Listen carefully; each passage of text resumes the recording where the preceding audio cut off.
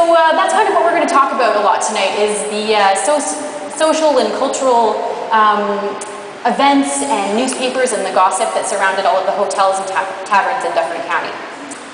And so the first hotel, unofficial hotel that opened in Dufferin County was opened by Orange Lawrence, and I'm sure some of you know that name. That's what Orangeville was named after. And he opened it in 1845, and he had a general store attached to it. But at this time, they didn't really have many regulations for hotels, so basically, if you wanted to open a hotel and you had enough rooms, you had a hotel. So they decided, yeah, you know, we've got to get some more regulations in here. And so by 1869, they started coming up with a few more regulations for hotels.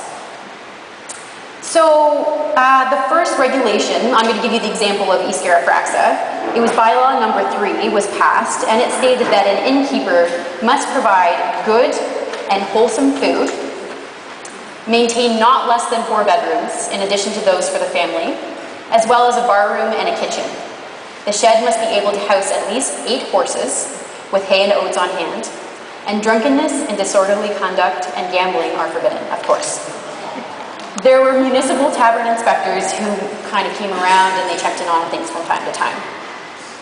So right now we're going to take a look at some of the long-standing and more well-documented hotels in Dufferin County and the stories that took place inside them.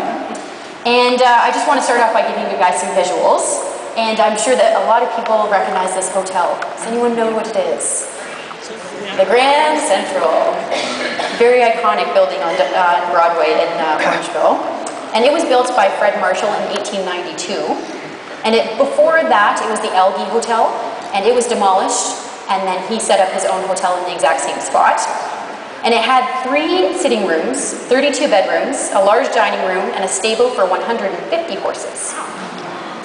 The Grand Central was unfortunately demolished in 1989. However, we've situated you here perfectly because we got the sign after it was demolished. And I don't know if anyone knows our former curator, Wayne Townsend. I'm sure everyone does. So Wayne had a really great story about how he got that sign. And to make a long story short, there was some beer in his truck, and then some construction workers. And then he said, but I can't get the sign in unless I move that beer, so if you guys can help me out, maybe we can swap. So whether or not that's true, I don't know. We'll never know. So the next slide we have here is the Peaboy House, and it was located on Mill Street in Orangeville, and it was built in 1871 as a railway hotel. I think that there's a seat right here. Come on up. And then this is a really great photo as well. We've got some people sitting in the front. They've got furniture sitting in front. But this is the Borden House Hotel, and it was located also on Broadway in Orangeville. And this photograph is circa 1900, and unfortunately the hotel burned down in 1903, and the building was replaced by the Orangeville Public Library. Oh. So I'd really